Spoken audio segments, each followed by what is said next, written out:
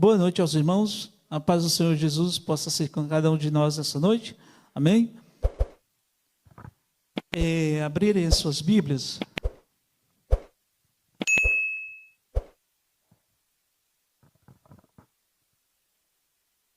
Lá no livro de São Marcos.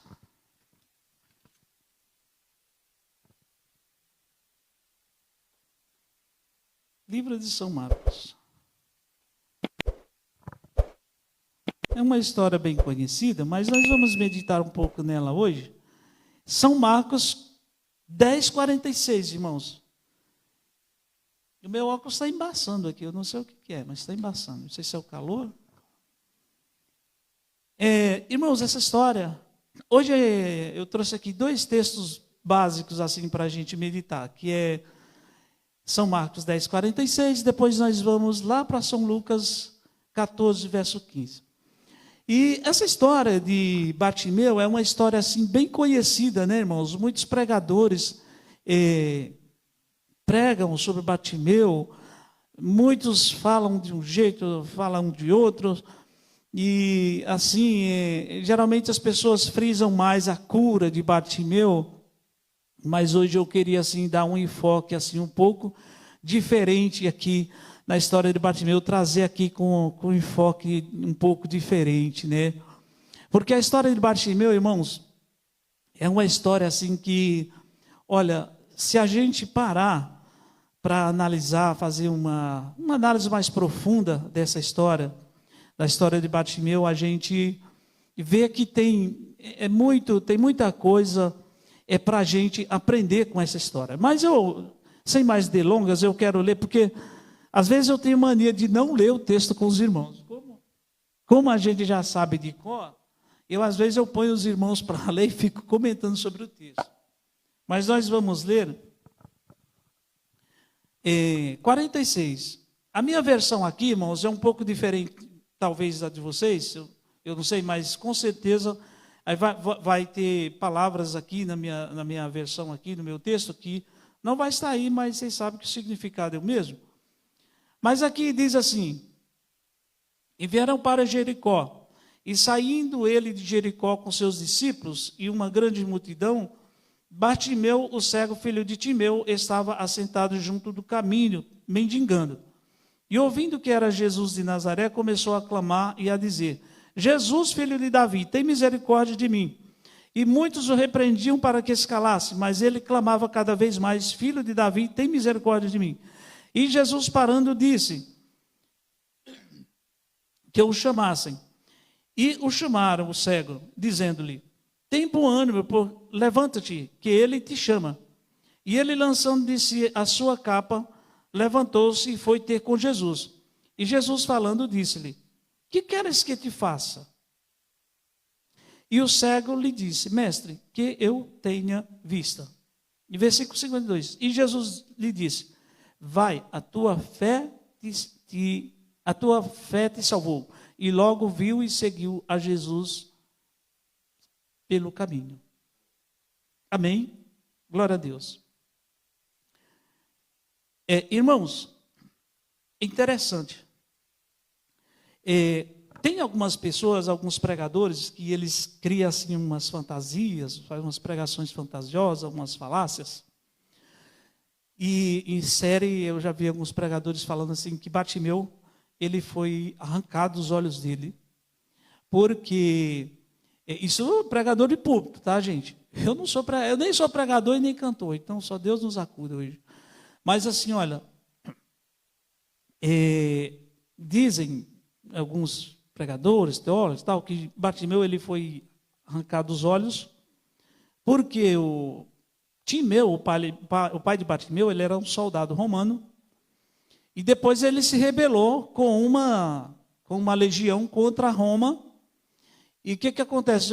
Roma, os soldados romanos, as autoridades romanas, com raiva do pai de Timeu, por vingança, arrancou os olhos de Bartimeu.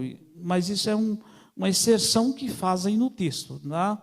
E até falam assim que essa fonte é de Flávio Joséfo, mas Eu já fiz pesquisas nos escritos de Flávio José, ele não escreveu nada disso. Esse registro de Flávio José é mais a história do povo judeu, o sofrimento do povo judeu, do povo cristão, não tem nada a ver. Ele cita alguma coisa lá de Timeu, mas é outro Timeu. Eu não quero me deter nisso, mas eu estou falando isso para os irmãos, porque se os irmãos ouvirem alguém falando isso, procura, né? Não vou dizer assim, falar, não é verdade, mas a pessoa procure a fonte primária, para que às vezes a pessoa não, os irmãos ou quem ouvir, de repente a pessoa pega e vai pregar aquilo num púlpito e tal, vai falar sem ter, né, uma. Mas o certo é que isso é verdade, que Bartimeu, ele era filho de Timeu, e Timeu, segundo os historiadores, era um plantador de tâmara, era um homem rico, um homem famoso. Realmente o pai de Timeu era um homem famoso, um homem daquelas províncias ali de Betel, ele era um homem que tinha uma certa posição social. Mas não é isso que eu quero aqui, sabe, irmãos? Eu estou só dando um quebra-gelo.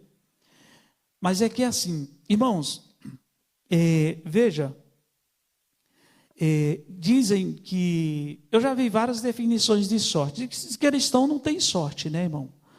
Diz que nós temos a proteção de Deus, temos um Deus que tudo pode por nós e faz tudo por nós. Mas assim, eu ouvi uma definição de sorte, foi a melhor definição que eu já ouvi, que diz que a sorte é a vontade com a oportunidade. Então você tem a vontade. A minha terra tem um ditado que diz assim, que quem tem a vontade tem a metade. Né? E quando você tem a vontade, que você encontra com a oportunidade, você acaba realizando coisas, né, sonhos, né? Bartimeu, irmãos, ele, apesar dele não ver, ele ser um homem discriminado pela sociedade, porque os irmãos sabem que quem era mendigo naquela época, quem tinha uma doença, eu não sei, no caso de Bartimeu, a Bíblia não dá nenhuma referência sobre qual era o problema real de Bartimeu que ele tinha nas suas vistas, sua deficiência, mas o certo é, irmãos, que ele deveria ser muito discriminado, além dele sofrer, vamos dizer assim, o problema em si, da visão, dele não ter a visão, a tristeza de não ter a visão, ele era discriminado pela sociedade, pelos fariseus, pelos escribas, porque naquela época a pessoa que tinha uma doença assim, de muito tempo, que ficava assim, era considerado pecador. Né? Eles falavam que a pessoa carregava um pecado, por isso pecou, por isso que estava sofrendo ali aquela consequência daquele pecado. E a gente vê até aqui nos evangelhos, lá teve aquela parte lá que, aquela passagem lá, onde os discípulos perguntaram para Jesus, falando assim, mestre, quem pecou, esse ou seus pais, para que ele nascesse cego? E Jesus falou assim, olha, nem ele pecou e nem seus pais pecaram, mas ele nasceu assim para que se cumpra a glória de Deus na vida dele. Amém?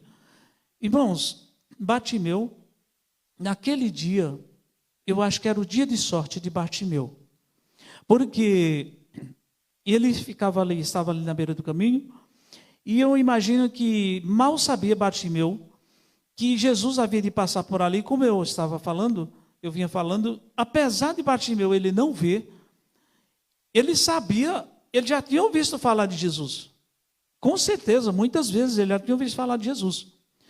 E ele sabia que se ele encontrasse com Jesus, ele tivesse um encontro com Jesus, Jesus era capaz de curá-lo.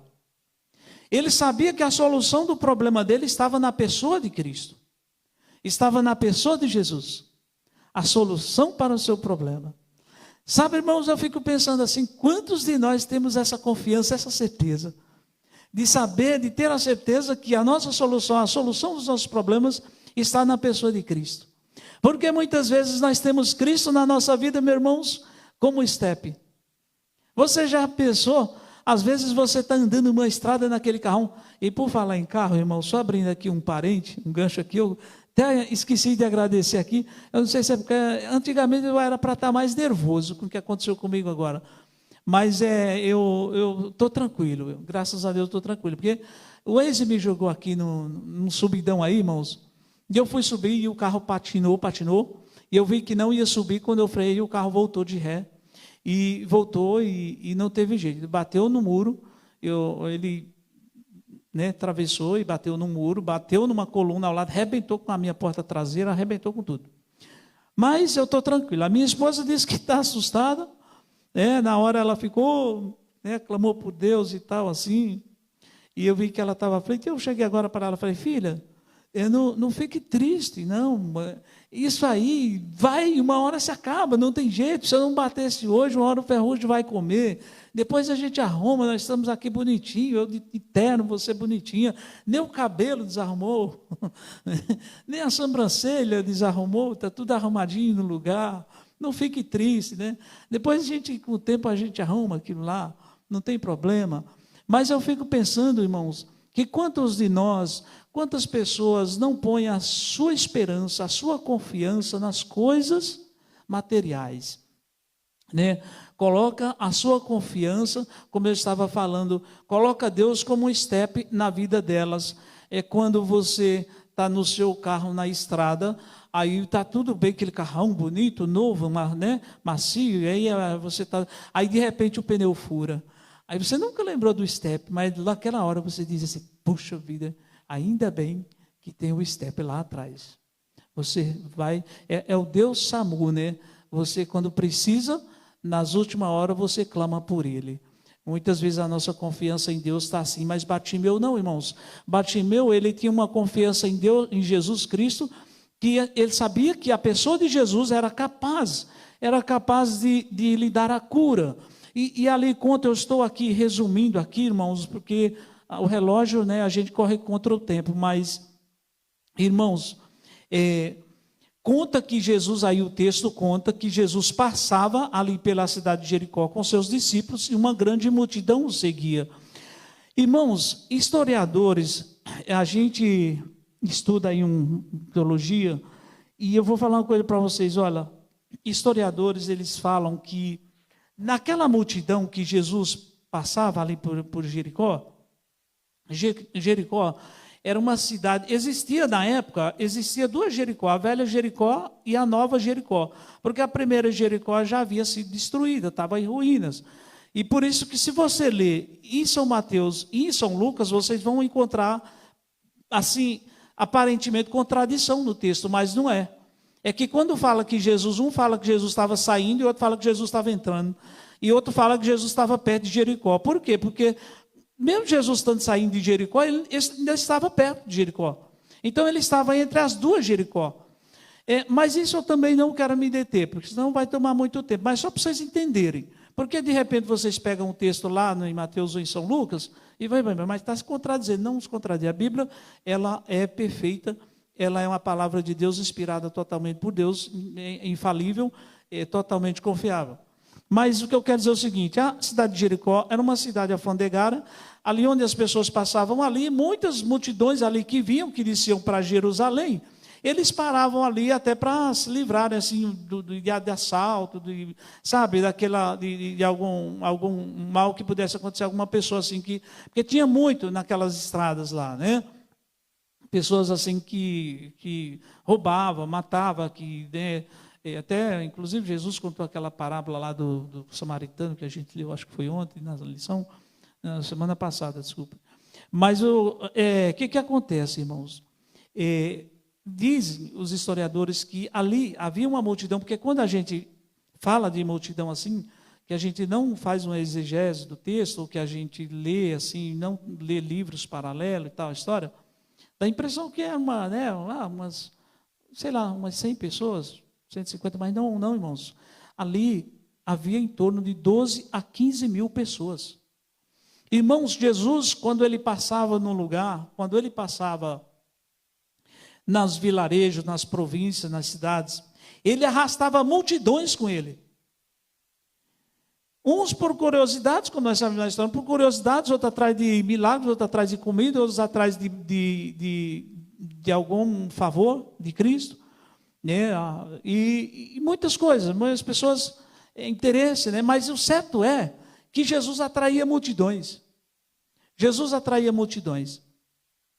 E diz que ali estava, quem estava? Bartimeu ali sentado. E quando ele ouve o burburinho, alguns textos, aí algumas traduções, se você for em alguns livros, vai dizer que ele ouve ali um barulho, né? E ele pergunta, pô, mas o que está acontecendo aí? Quem é que está aí? Quem vai passando? E alguém fala para ele, olha, é Jesus. Jesus. E eu imagino a alegria de Bartimeu, irmãos. Sabe por quê? Porque Bartimeu é o único cego na Bíblia que Jesus curou, que dá nome a ele, que tem o nome dele registrado na Bíblia. Porque o resto não tem. Mas veja, diz ali que Bartimeu reconhece Jesus como o que, irmãos? Como filho de Deus, filho de Davi. Ele reconhece. Ele sabe que Jesus é o Filho de Deus. E ele começa a gritar, Jesus, filho de Davi, tem compaixão de mim. Tem compaixão de mim. E aí diz aí os textos, aí diz que a multidão, os discípulos, irmãos, diz que começa a fazer o que, irmãos? Os irmãos lembram? Começam a querer calar a boca de Bartimeu. Para de incomodar o mestre, você está incomodando o mestre. Para de incomodar, você tem que... Irmãos, vocês já perceberam, já prestaram atenção?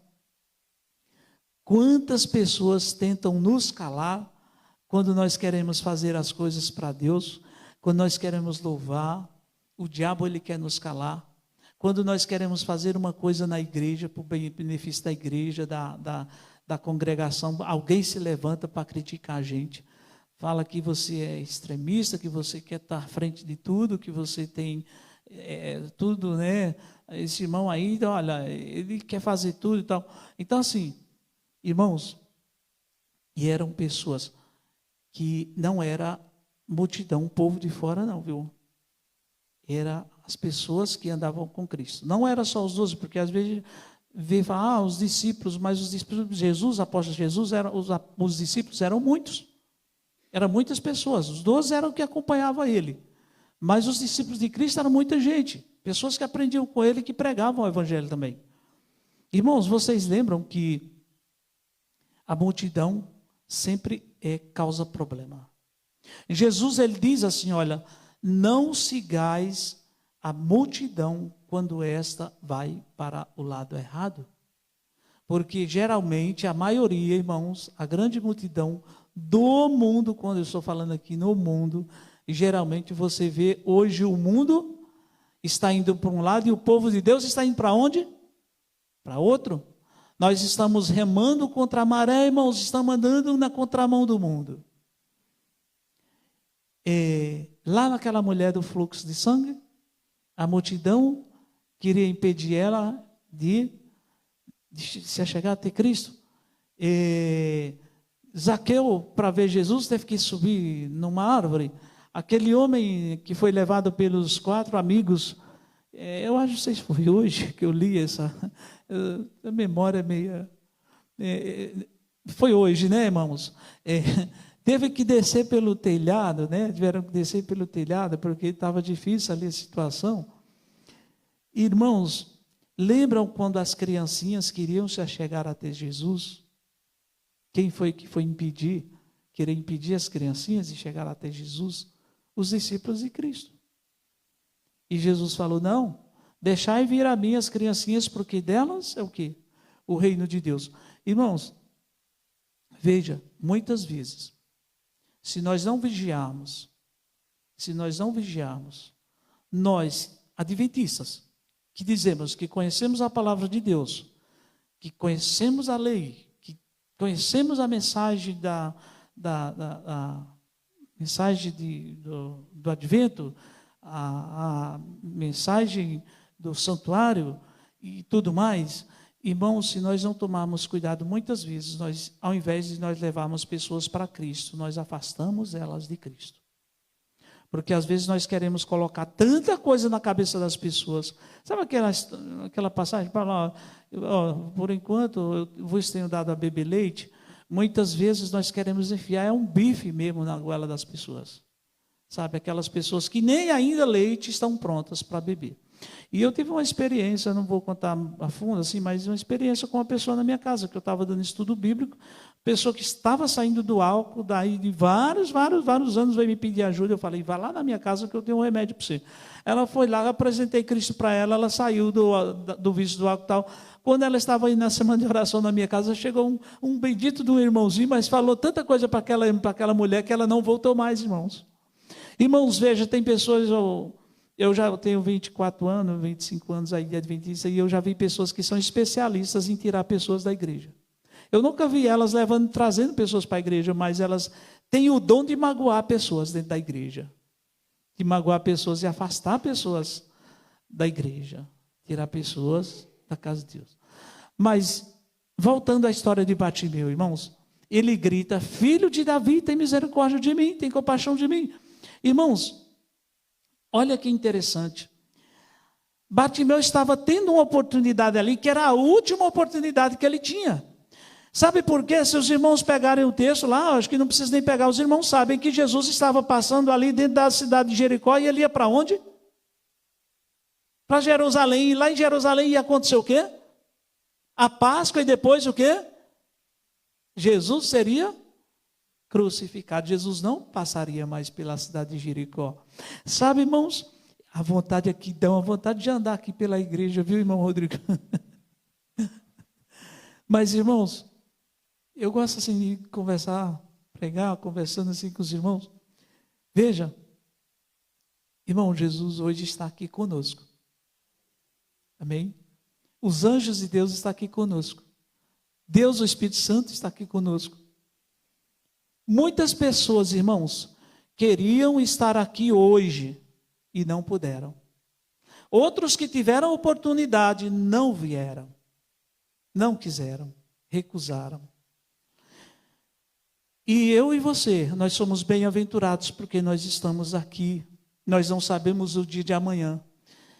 E que nós não venhamos sair daqui do mesmo jeito que nós entramos, mas que nós possamos refletirmos nessa oportunidade que Deus nos dá de estarmos aqui hoje na casa de Deus para honrar e glorificar o nome de Deus, para cultuarmos ao nosso Deus e entregar a nossa vida ao nosso Deus, os nossos problemas, nossas fragilidades, nossas falhas, tudo entregar nas mãos de Deus, porque Ele é o doador da vida e da cura. Ele pode fazer tudo por mim e por você, assim nós permitimos. Assim nós venhamos permitir que Ele faça isso por nós. Mas eu ainda quero avançar mais um pouco mais, porque, irmãos, as pessoas ali tentando calar a boca de Bartimeu e aquela grande multidão. Irmãos, falar aqui nesse microfone aqui é fácil, quem passa na rua, todo mundo está ouvindo, vocês estão ouvindo. Irmãos, ouvir a voz, eu já tive experiência às vezes de cantar, de pregar assim, sem microfone, para um determinado grupo de pessoas, assim tal, um pouco mais.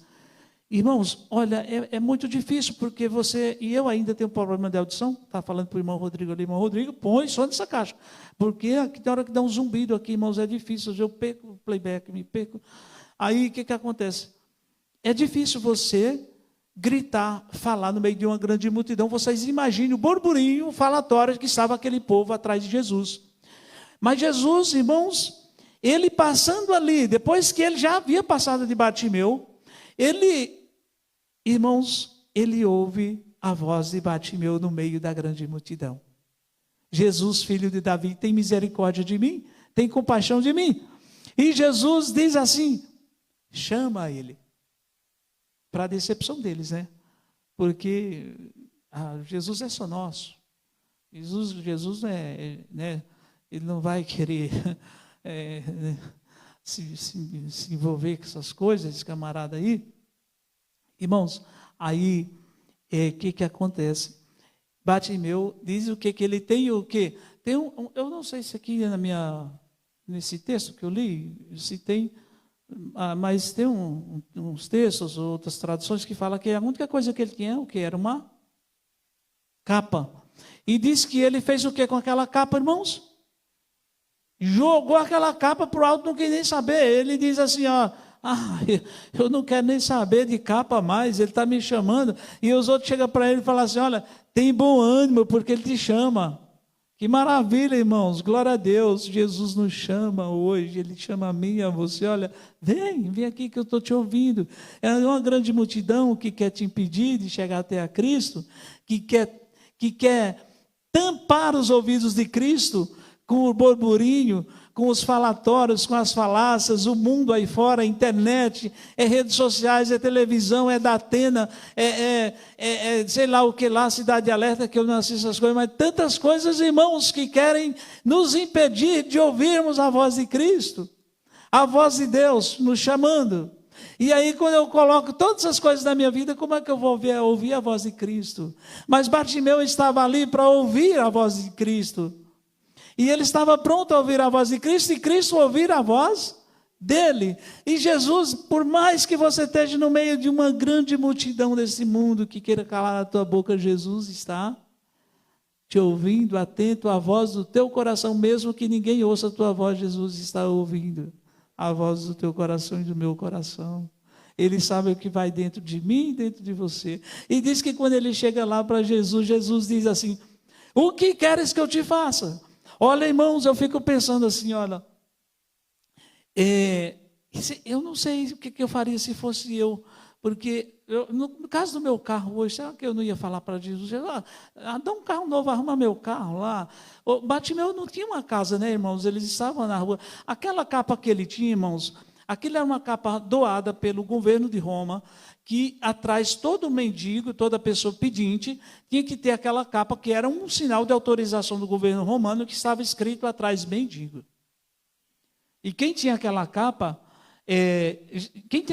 as pessoas já sabiam que aquele tipo de capa era pessoas mendigas.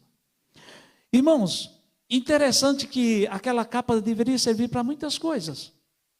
Quem já morou na roça como eu, que sou da roça, sabe o valor de uma capa. Ou o valor de uma coberta, sabe? Você se cobrir do frio à noite, você servir de travesseiro, se enrolar por causa dos mosquitos, que devia ter muito ali, pernilongo ali, você imagine, quando não tinha ali no meio daquelas estradas desertas. Irmãos, era a única coisa que ele tinha, e ele podia ter chegado para Jesus e ter falado, Jesus, por favor, olha, eu quero a minha vista, quero uma casa, quero uma esposa, eu quero uma família, eu quero uma carruagem aí, porque, olha, eu já sofri demais na minha vida, eu já passei muita coisa, humilhação, todo mundo me humilha, eu quero, me ajuda aí. Irmãos, o que foi que Bartimeu pediu para Jesus? Mestre, que eu vejo, só quero ver. Sabe, irmãos, vou falar uma coisa para vocês. Talvez a única coisa que nós precisamos na nossa vida. Nós não precisamos de arroz, feijão, de riqueza, não precisamos de carro, de casa. Porque Jesus não tinha nada disso. Jesus, ele falou que ele não tinha onde reclinar a cabeça. As raposas tinham covis, as aves do céu tinham ninho. Mas ele não tinha onde repousar a cabeça, ele não tinha onde pousar. Ele não tinha nada, irmãos. As pessoas que seguiam a Cristo, que vieram a seguir a Cristo, a maioria deles perderam o que tinha. Eu não vou entrar aqui nessa questão, mas se vocês forem ver a história dos apóstolos, a história de Eliseu, de Elias, esse pessoal de Moisés, de Abraão, todos eles, irmãos, deram a sua vida, entregaram a sua vida, foram forasteiros, foram nômades, foram pessoas que viveram no deserto da vida, e João Batista viveu no deserto, para depois vir pregando o evangelho. Mas hoje nós queremos ter bens materiais, riqueza. Isso é uma teologia satânica pregada por Satanás, quando ele, lá no deserto da tentação, ele mostra todos os reinos do mundo para Jesus, e fala assim, olha, tudo isso aqui eu te darei, porque Jesus estava ali numa situação terrível, e aí, ele chega ali e fala, mas tu tem certeza que tu é o Filho de Deus mesmo? Porque Jesus tinha acabado de sair, tinha saído há 40 dias lá do Rio Jordão, e o Espírito tinha se manifestado e falado, ó, Deus se manifestou, e o Espírito em forma de pomba, falando, olha, Este é o meu filho amado em quem eu me comprazo. E logo depois desses 40 dias, Jesus lá no deserto, Satanás fala para ele, rapaz, mas tu tens certeza mesmo que tu é filho de Deus? Porque olha a tua condição aí. Magro, feio, barbudo, com mau hálito. Perdeu grande massa corporal. Com sede, fome. Mas que Deus é esse teu? Que tu fala que é teu pai? E aí os irmãos sabem da história. E é assim que Satanás trabalha, irmãos. Ele fala pela boca dos outros para você, fala para mim, fala, rapaz, tu tens certeza mesmo que essa igreja tua aí é uma igreja de Deus? Porque olha a tua situação aí. Já teve gente que falou para mim, irmãos, rapaz, mas tu era para estar vivendo de música. Tu não era mais para estar nessa, não. E olha, porque, olha, vou te falar, você canta bem, sabe aquela bajulação? E, irmãos, e outra, quem falou mais isso? O ladrão lá na cruz. Tu tem certeza mesmo, rapaz, que tu é o filho de Deus? Desce daí. Salva pelo menos a tu e a nós. Ou então salva você mesmo. Uma teologia satânica. E eu estou abrindo aqui esse leque, aqui, esse gancho aqui para falar disso, porque, meus irmãos, hoje, infelizmente, está assim. A teologia da prosperidade, da cura, dos milagres, a teologia coach e a teologia da graça. Eu não quero falar sobre isso, mas é o que está permeando as igrejas. As igrejas. Se nós não tomarmos cuidado, nós entramos no mesmo caminho. E Bartimeu ali, irmãos, ele só fala assim, eu quero ver. Irmãos, talvez a única coisa que nós precisamos hoje é ver. Só isso. Mas, irmão Francisco, eu estou bem das minhas vistas. Eu já estou bem, eu não preciso ser curado de vista, eu estou bem, eu estou vendo tudo. Olha, estou vendo até muito bem, não estou nem precisando de óculos. Irmãos, nós precisamos ver com os olhos do Espírito. Com os olhos da carne, nós não veremos a Deus, nem veremos os nossos erros. Nós precisamos ver onde nós estamos errando, os nossos defeitos, nossas fragilidades, nossas falhas, nossas mentiras, nosso orgulho, nossa vaidade, nossa presunção.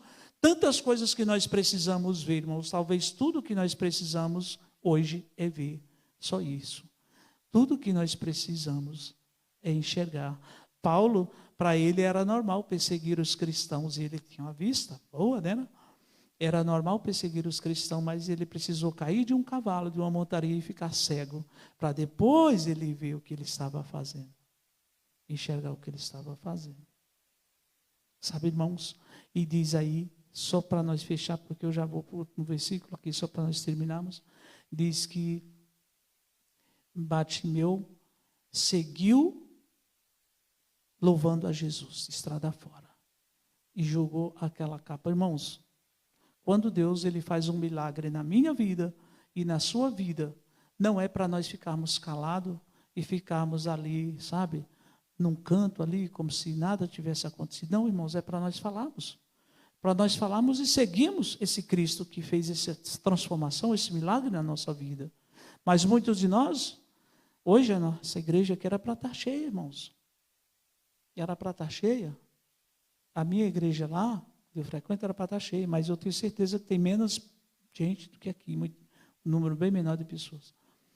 Mas veja, irmãos, Jesus, ele nos convida a seguir, e aí depois nós falamos assim, as pessoas lá fora falam assim, a igreja adventista não tem milagres.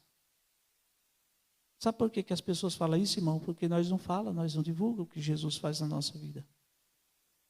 Eu tenho certeza que na vida de cada um irmão que está aqui presente hoje, Deus já operou grandes milagres. Eu tenho certeza, eu não vou perguntar porque o tempo não permite, mas aí nós pegamos e nos calamos. Eu não me calo não, irmão, eu dou meu testemunho onde eu vou. Eu falo, inclusive, estou indo na Assembleia para que os irmãos orem, porque o pastor abriu as portas para mim. E irmão, olha, eu quero a igreja quer você aqui. Estou indo lá pregar e cantar e dar meu testemunho. Onde Deus me manda, eu vou. Mas, irmãos, para nós terminarmos, que nós já chegamos aí no limite, e eu já vou daqui a pouco cantar a última mensagem aí. Vamos lá em São Lucas, só para nós terminarmos. São Lucas 14. São Lucas 14. E esse eu não vou ler com vocês para não tomar tempo, tá bom? Mas vocês podem acompanharem aí. Se eu falar alguma bobagem aqui, eu vou só dar aqui uma pincelada, tá bom? Se eu falar alguma coisa que estiver fora do texto, vocês podem me corrigir, não tem problema, tá bom? Eu falei, irmão Francisco, não é isso aqui. Mas aqui, irmãos, vocês podem... Amém? Todo mundo encontrou? Irmãos, aqui fala de um povo, de uma grande ceia. Parábola da grande ceia. Fala de um senhor aí que ele deu uma grande ceia e mandou chamar os seus convidados. E diz que no dia que os servos dele foram chamar os convidados para a grande festa, para a grande ceia, começaram a dar desculpas. Um falava assim, olha, não vai dar para mim, não, eu comprei uma vinha. Olha, eu não estou falando aqui, como é que chama? Na íntegra aqui, tá bom? Eu estou pulando assim, mas pode procurar o que eu estou falando aí, está dentro do texto, inserido no texto. Aí, não, eu comprei uma vinha, olha, e vou ter que ir lá ver a minha vinha e tal, etc. Eu rogo a vocês eu rogo ao Senhor que me haja por escusado. Eu não posso ir. Outro, não, eu comprei uma junta de bois e vou experimentar. O outro diz, não, eu vou casar. Eu casei e estou na minha lua de mel lá com a minha esposa. Eu não posso ir para essa festa. Ô, irmãos, que triste. Que triste, irmãos. Eu queria terminar com essa passagem porque, assim, o banquete está preparado. Jesus está para voltar. Todos os sinais apontam que ele está para voltar. Não é mentira. Sua palavra é verdadeira, fiel e justa. Meus irmãos, isso é triste porque aí o senhor daquela festa fica indignado e fala assim para os servos, fala assim, tá bom, vocês vão pelos becos, pelos valados da cidade, pelas ruas, pelas esquinas, e vocês juntam todos aqueles que não foram convidados e traz para a minha festa. Os cegos, os mendigos, os coxos, os aleijados. Mas será que era isso mesmo que Jesus queria dizer? Coxo, só os coxos vão entrar no reino do céu. Não, irmãos. O que Jesus está querendo dizer assim, aqui, é que Deus, o doador dessa festa, o cabeça dessa festa, ele chamou um povo, irmãos. Ele chamou um povo, convidou um povo, preparou uma ceia para esse povo, tem um grande banquete para esse povo, grande galardão para esse povo, mas nós estamos recusando, irmãos. Hoje eu vejo, irmãos, nos feriados prolongados, eu vejo nos finais de ano, irmãos, eu não gosto de falar que eu tenho cargo não, porque eu não tenho cargo em igreja não, eu ajudo na minha igreja lá no acionato, na área da música, no lar e família, mas eu vejo assim, irmãos, que quando chega, sabe, essas épocas as pessoas ficam desesperadas, principalmente eu, que tem que levar pregador, tem que levar cantor. Sabe por quê, irmãos? Porque a igreja fica assim. Aí não vem ninguém, irmãos, cada um tem uma desculpa. Não, eu não vou na igreja não, hoje não, esfriou, não, estava quente demais, né? Era antes de ontem, não vai dar para ir para a igreja não, olha, não, agora esfriou, não, olha, chegou final de ano, chegou feriado, não, eu vou passar o feriado com a minha família, não quer mais tirar tempo, não queremos tirar tempo para ficar ao lado de Cristo, preferimos eu não estou dizendo aqui que você não deve passear, tá, irmãos? Não estou pontuando isso, não. A gente deve, sim, ter recreação, passear com a família e tal, estar com a família. Mas, irmãos, nós estamos vivendo dias que o Senhor dessa festa está nos chamando, está nos convidando agora. E Ele está esperando por mim e por você para servir esse banquete. Está faltando eu e você lá, e enquanto nós não estivermos lá, Ele não vai servir esse banquete. E Ele está esperando por mim e por você, por piedade. E hoje nós temos colocado desculpa em tudo para não estar com Cristo, não participarmos do banquete de Cristo. Soberano Deus e Pai, Senhor dos céus e da terra. Obrigado, Senhor, por esses momentos maravilhosos que tivemos aqui na Tua Santa Casa, na Tua Santa Presença.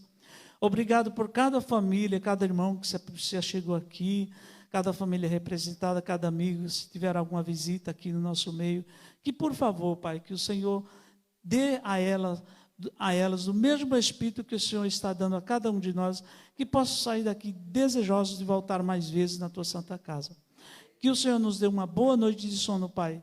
Abençoa os teus filhos, abençoa aqueles que estão passando por dificuldades financeiras, problemas físicos, problemas familiares, problemas psicológicos, problemas emocionais. Enfim, Pai, o Senhor conhece os nossos corações, conhece tudo de nós. Que o Senhor seja o nosso guia, nossa fortaleza, bem presente, seja a nossa rocha, Pai. Nos dê uma semana de vida, uma semana de trabalho que vem pela frente aí, vitoriosa, na Tua presença, na Tua graça. Que o Senhor perdoe, Pai, perdoe as nossas falhas, perdoe os pecados do Teu povo, Pai, e nos ajuda, Senhor. Nos dá do Teu Espírito a cada dia e nos fortalece para que nós possamos, nos fortaleça para que nós possamos pregar esse evangelho da graça ao mundo que precisa ouvir, Pai. Essas bênçãos nós te suplicamos e te agradecemos, não porque haja mérito em nós, mas tudo isso nós te pedimos e agradecemos por Jesus Cristo, teu Filho amado, nosso Salvador pessoal, que vive e reina para todo sempre. Amém. Amém.